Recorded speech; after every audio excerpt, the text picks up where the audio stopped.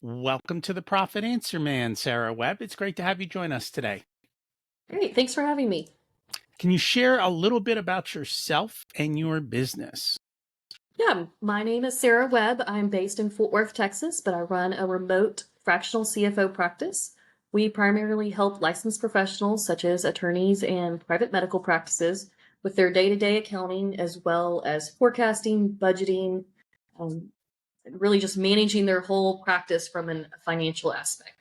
Very cool. So we do very similar work. We're both Profit First certified and trying to help business owners actually understand the business of business. What struggles do you tend to see with the business owners you work with? Yeah, I think there's always a constant struggle of how much to pay yourself and how much to set aside for taxes.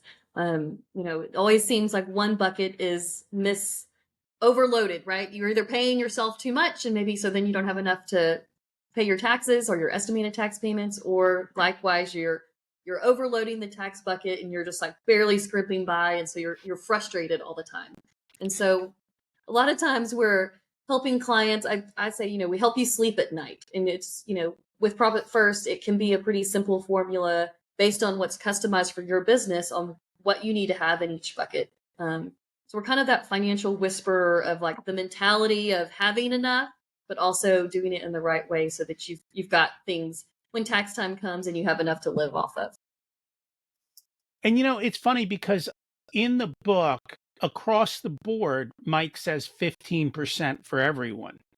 What I have found is for professionals or for people who have a higher percent income for them, especially if they are not on payroll and taxes aren't being deducted, that the 15% can be substantially too low from a tax standpoint. And so you sometimes have to make sure that you're a little bit higher. Yeah, we do a little bit higher. I generally am targeting 20% if they have multiple businesses, right? So a typical structure for a lot of professionals is for them to own their own building, then they have their own practice, and then maybe they have another legal entity where they're a consultant or speaker on, their level of expertise. And so typically those are not all S corps, so they're not all running payroll. And so we look at a balance between payroll and estimated taxes to make sure we're looking at it as a whole versus kind of the individual businesses. And the thing with Profit First is that tax account can get pretty big, and you think, oh, let me put, but you realize when the tax bill comes, depending on how they're set up, that tax account can get hit pretty hard, and it's just mentally more satisfying not to have to stroke a check that isn't in the tax account. You don't mind so much when it comes out of the tax account, although I hate paying taxes. I also understand it means I made a lot of money, and Yeah. you got to Let find the me say balance. this. No one's ever cried because they had too much in their tax account and then they were able to do something else. There's only tears if your tax account is too short and you're frustrated, right? You had a big plan for something, or you've got to script up some money for tax time. So if it's overfunded by, five, 10, $15,000, pat yourself on the back and either roll it into the next year or move it to your profit account and celebrate that. I mean, we're not saying that you can't live and celebrate. We're just wanting to make sure that you have enough so that you're not, fretting about it. And I think that's one of the things I've noticed with people is if you have excess in your accounts, that's okay. Like they almost feel like there's a problem if they have excess cash. No, and just because you have cash in your account doesn't mean you need to spend it, right? It doesn't mean you need to overpay on taxes, or even if your operating expense account is overloaded, it doesn't mean you need to go buy something, right? It's okay to have cash and to let it be. Or what I've done now, because some of my businesses have built up some significant cash, we're sweeping it out and moving it to another institution. Right now, you can get almost 5%. So if you're sitting on significant cash reserves, you can make 5%. And if you need the money, it can be back inside of 24 to 72 hours. So you usually plan but at least, they're picking up thousands upon thousands of dollars of excess interest just from doing a little financial management. Yeah, we have some clients in similar situations, and we work with a few banks, and they do daily sweeps. So it's swept every night and then it's deposited back because, they're sitting on a few $100,000 based on the timing of their collections and their release of funds. And so, yes, I don't want to say it paid for all of Web CFO last year, but I definitely could say, hey, just this one change, we covered half of, our bill, and you saw the value in everything else. So yes, it can be substantial. Actually, I have a client that it covered all of my bill and then That's a whole amazing. bunch. Yeah. But and that was just the thing is that was just one little thing we did. And then they got so much value from everything else that we do. And it's these little things that you just don't notice that we're always paying attention to. So, one of the things that I do for my clients, we create financial scorecards so that it makes it very easy to see how they're doing, thumbs up, thumbs down, where are we versus plan, and where are we trending. So, it's really dynamic. I know you also do scorecards. Can you share a little bit about that? Yep. So we customize, there's all kinds of KPIs for businesses and industry specific, but we really try to have 5 to 6 key metrics that we are that we're monitoring on a weekly, monthly, or quarterly basis, depending on what it is. And we really try to break those down into leading indicators and lagging indicators. So for medical practices, some of the and attorneys' offices, some of the leading indicators are how many inquiries did you have? How many new clients did you take on? How many times is the phone being, someone's on the other line requesting your services? And we're keeping track of that with their staff to say, okay, in January for attorneys and for physicians, that's a high volume month on the phone because it's a new insurance plan and a lot of people wait until after the holidays to make some legal moves. And so January is big. Well, year over year, how did we perform against last January? Were there more phone calls? Were there more inquiries? Were there more appointments? We're looking at that. On the lagging side, we're looking at gross collections and AR. So, are you collecting at a faster rate than you were? Are you writing more things off? For a physician, are there certain medical plans or insurance providers that are denying more claims? And do we need to go back and say, okay, instead of this one little box, now in this year, it's a different box. And so we're looking at things, really those on a monthly basis, because insurance companies, it takes time to process a lot of things. And so we'll go back and say, okay, this one provider is denying 90% of our claims. What's happening here? Is it the way that we're filling out the forms? Are they just being a testy insurance provider, which can happen? And what can we do to improve our process? And so we're looking at those on a monthly basis and a scorecard. And I'm a big person. I love color. So it's the stoplight. It's green, yellow, or red. We want as much green as possible. We do very much the same thing. Green and red are big, and depending on the client, we customize it. So some of them will go and they'll shade like from dark green to yellow to dark red.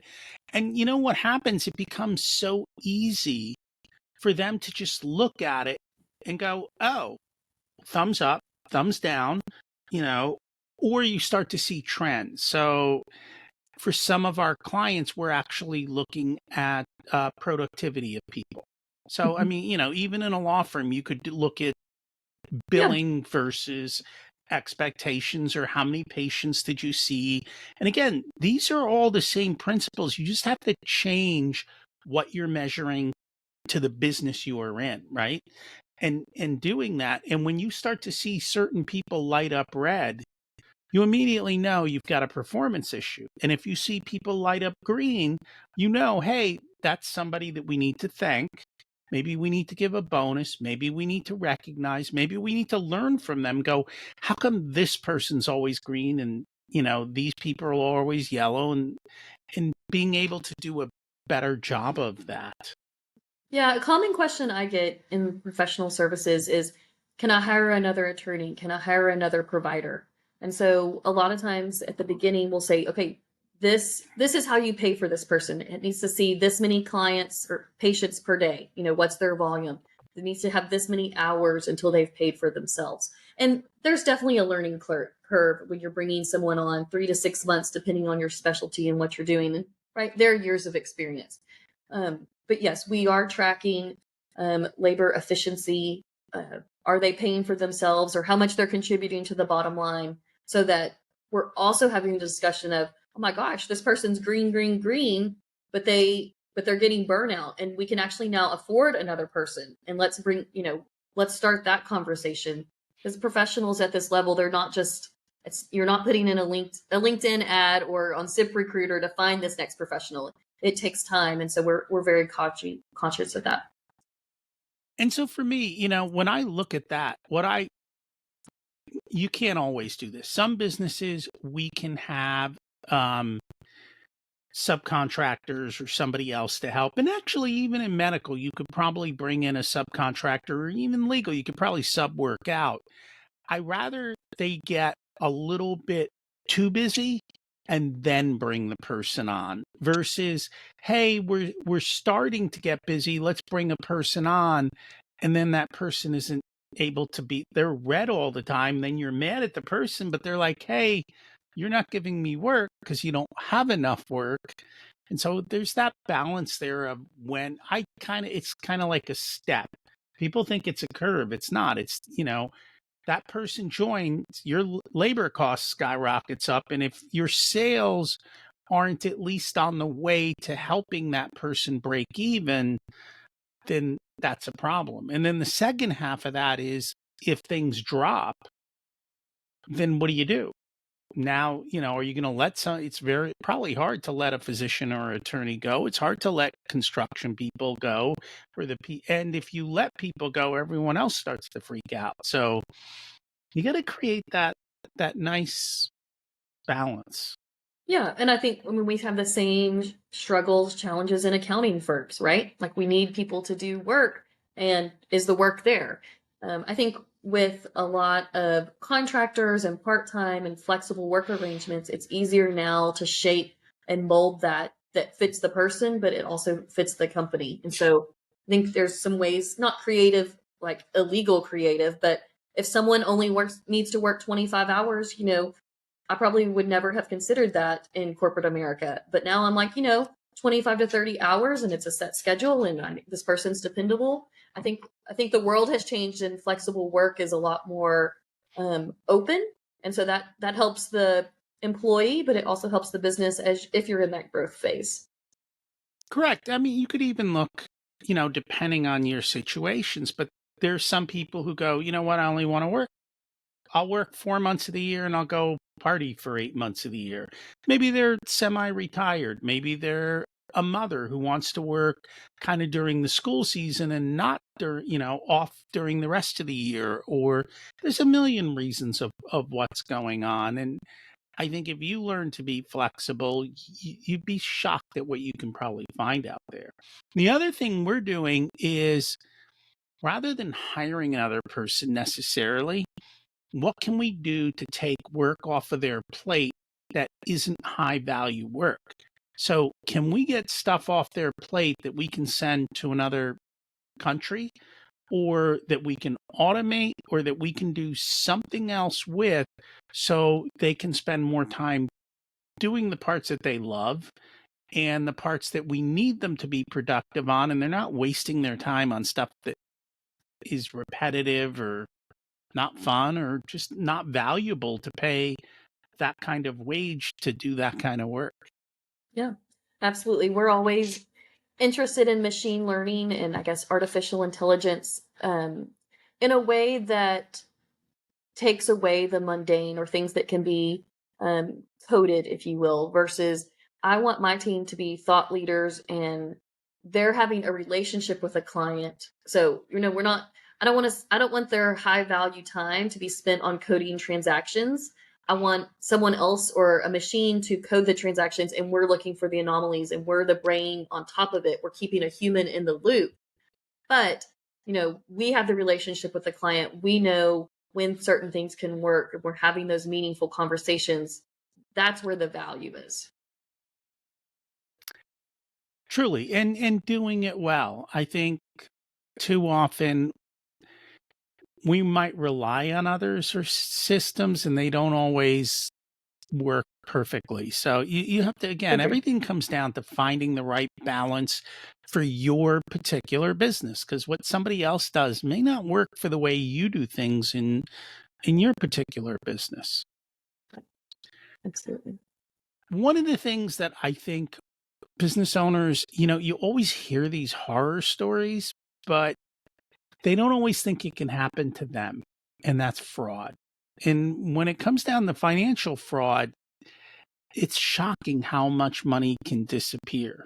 And honestly, this is one of the reasons I love Profit First is because there's buckets, and because, when I watch their profit account, it goes up every month. And if it goes down, the first thing I'm like, why'd your account go down?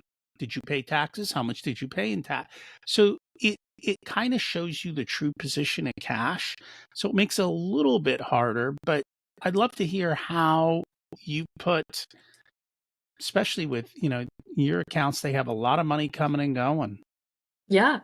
I mean, we definitely have seen an increase in fraud um, happening, but also just the phishing schemes, the changes, they're getting smarter, right? And we were kind of talking about machine learning. It's harder for that to happen in machine learning. So fraud generally, you've got some type of human involved, either if they're on the other side of the computer or they're pushing on something. And in accounting, we always go back to the fraud triangle, right? It's opportunity. Can it happen? Do you not have segregation or duties? Is there one person that only has control of the money and no one's having any type of oversight? It's pressure. There's something even happening in the practice or with the person.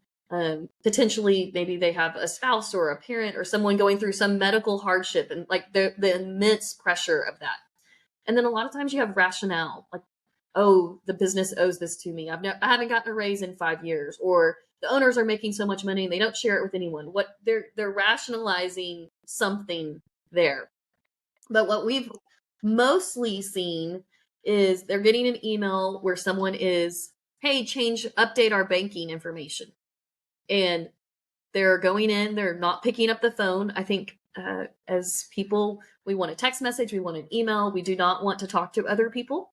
And so we're not picking up the phone to verify that information. And so, I would say 8 out of the last 10 instances that I've seen something come through, it's please update my banking information and it's new banking. And someone either in the office or maybe they thought they got new banking instructions from an employee. Hey, update my payroll. That's a very common one. Update my payroll. And, I would be really hacked if my payroll got paid to someone else. So at our firm, we have a payroll change form or an account change form. And part of our process is we must pick up the phone and talk to someone. And we've stopped a lot of things that way. Because it's like, no, I didn't, that was a different email. I didn't send that. Or, with vendors, I mean, really big multinational companies are not changing their banking, every other week. And I think just being aware that those things could happen and not being like, we're in such a rush and we want to be efficient, we want to get it done, but we've got to pick up the phone and verify things. And I will tell you right now, the level of, you are correct. The level of fraud is higher than it's ever been. The sophistication of the fraud is getting extremely good. Like they Mhm. are, if they would put that much effort into running a business, they'd be highly successful. That's all. Like, Yeah. why don't you just go run a business? You're clearly very good at what you're doing. You could apply it in legal ways. Um, but they can spoof emails, and they can do Yes. all of these. They can spoof phone numbers. And so you really, I think, always have to go back to the original. And if you can do face to face, because here's the question: do you always know all the employees? Not now, meaning you particularly, but within their office, the office manager almost might want to walk up to somebody and go, "Hey, I saw this. Is that correct?" Right. So the way our process works, if an employee sends in a payroll change, we call the office manager. The office manager has to go and confirm that. So we're kind of looping in some other people. Just a few weeks ago, we stopped, a fraud of $25,000, which I mean, it's big, right? I'm not want to lose $25,000. And so for some of our larger accounts, we're doing positive pay with the bank, which means it's really a pain in the rear, but we have to approve every single outflow the next morning so that it's got another step of being verified. It's not easy. And then always your internal people, Mm. whoever's got access to your books, it is not hard to hide money inside of QuickBooks. And if you're not looking at your financials, you would never ever know that this or that happened. And one of the things we do is, we're always looking at expenses month to month. Mhm. So if certain line items stay relatively the same, then we know that it's normal.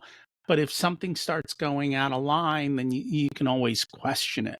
But again, it's not, things happen. So it's not that hard to sneak stuff through.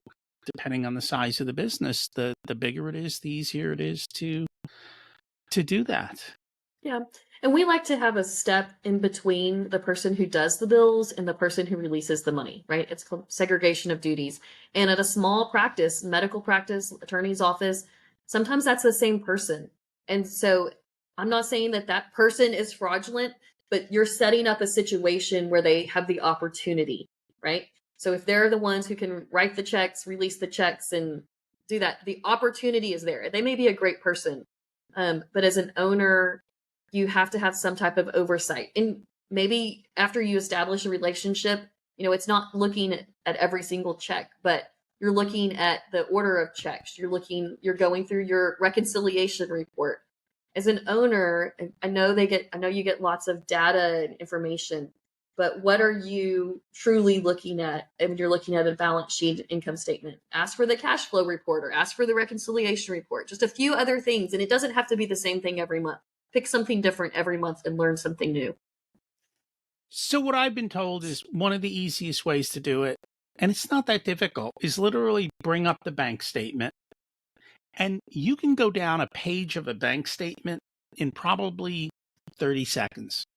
Like you can go down and go, is there anything here that jumps out at me? Same Mhm. thing with a credit card statement. You can go down a credit card statement and go, is there anything here that you'll you naturally, at least I naturally see stuff that doesn't fit. I'm like, hey, what is that?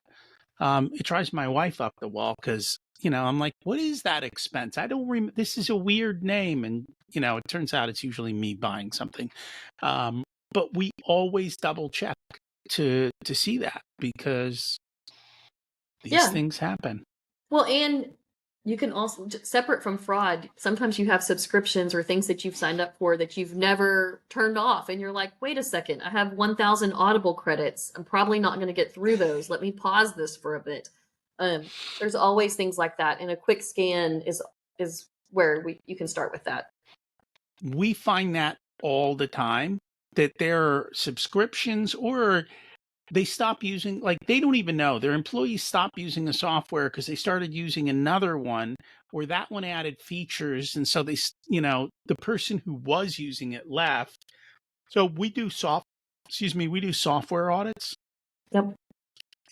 We just send a note out to all your employees and say, are you using this?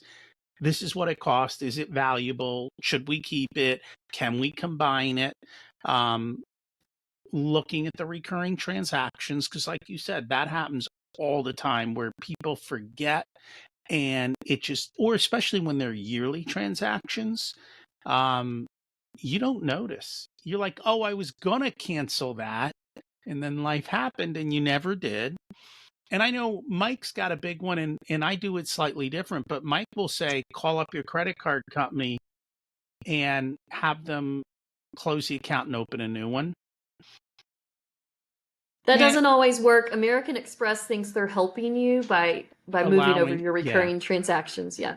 Yeah, you have to tell American Express no. What and so that's why I do it differently. What I do is for stuff that I'm what I call iffy, meaning, this is nice and I'm going to use it, but I don't know that I always want to use this. I create virtual credit cards through my credit card provider. And so I always use the virtual numbers for those so that they all expire within a shorter period of time. Or like if I'm signing up for 1 year and I have to pay for the year, I'll use a card that expires in a month. And so the number disappears in a month and they can't rebill me. So a year later, I get an email and then I go, oh, yeah, I was supposed to cancel that.